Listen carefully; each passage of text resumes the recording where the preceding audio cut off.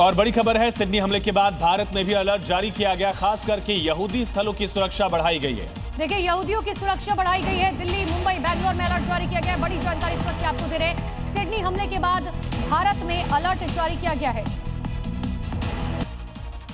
मध्य प्रदेश के छतरपुर में पुलिस ने बदमाशों को सजा देने का थोड़ा अलग तरीका निकाला। आरोपियों को पकड़ने में भी पुलिस को खासी मशक्कत करनी पड़ी थी। छतरपुर में पुलिस ने इन बदमाशों का जुलूस इसलिए भी निकाला है क्योंकि इनकी गिरफ्तारी पर 10,000 रुपए का इनाम था। 3 दिन पहले एक बाइक सवार युवक पर आधा दर्जन बदमाशों ने हमला कर दिया था। मामला पुरानी रंजिश का था, लेकिन लाठी डंडों से ऐसा हमला किया कि पीड़ित को अस्पताल में भर्ती कराना पड़ा। गिरफ्तारी के बाद शहर की कोतवाली पुलिस ने सभी आरोपियों का जिला अस्पताल से अदालत तक पैदल जुलूस निकाला। और अब देखिए राजनीति से जुड़ी इस वक्त की 5 बड़ी खबरें। दिल्ली में कांग्रेस की वोट चोर गद्दी छोड़ रैली पर बीजेपी ने जोरदार पलटवार किया। बीजेपी के सांसद संबित पात्रा ने कहा कि गांधी परिवार ने भारत की चुनाव प्रणाली को अपमानित करने की कोशिश की। संबित पात्रा ने कहा कि जब शाह इस मुद्दे पर जवाब दे रहे थे, कांग्रेस वॉकआउट करके चली गई। बीजेपी ने राष्ट्रीय कार्यकारी अध्यक्ष की नियुक्ति को लेकर कांग्रेस और आम आदमी पार्टी ने जोरदार हमला बोला। कांग्रेस के सांसद गौरव गोगोई ने कहा कि कार्यकर्ताओं की भावना को नजरअंदाज कर बीजेपी ने अध्यक्ष की नियुक्ति की है। आप नेता सौरभ भारद्वाज ने इस नियुक्ति को पर्ची सिस्टम करार दिया। कोलकाता में मेसी के दौरे के दौरान कोई बवाल पर सियासत तेज हुई। बीजेपी के नेता शुभेंदु अधिकारी ने सरकार पर तंज कसते हुए कहा, ममता बनर्जी अपनी जान बचाने के लिए भाग गई। तो टीएमसी नेता कुणाल घोष ने बीजेपी के आरोपों पर पलटवार किया और कहा, मुख्यमंत्री के आने से पहले ही घटना हुई, मामले की जांच हो रही है।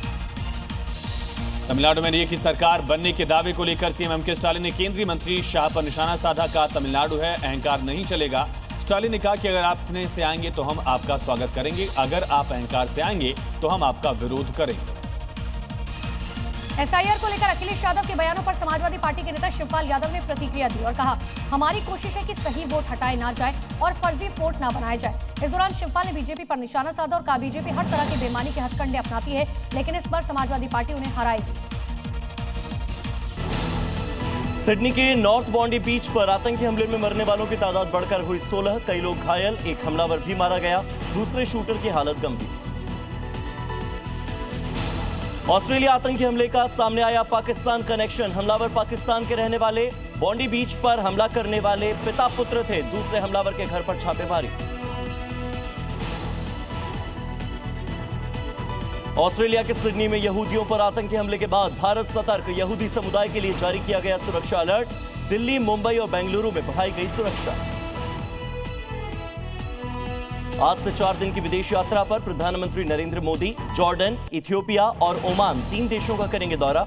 यात्रा के आखिरी चरण में ओमान पहुंचेंगे प्रधानमंत्री।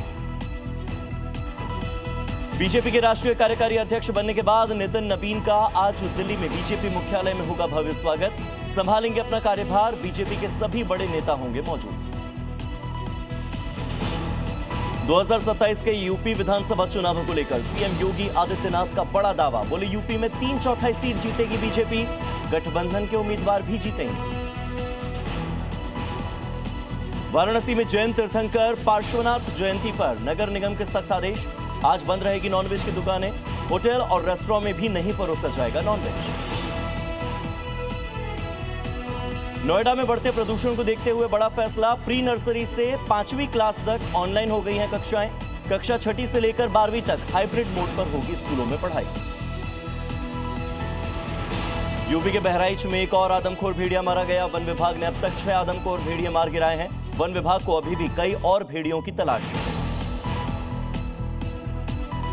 और आज दिल्ली पहुंचेंगे star footballer Lionel Messi. Arun Jaitley stadium में एग्जीबिशन मैच में होंगे शामिल। पीएम मोदी से मिलेंगे फुटबॉलर लियोनेल मेसी।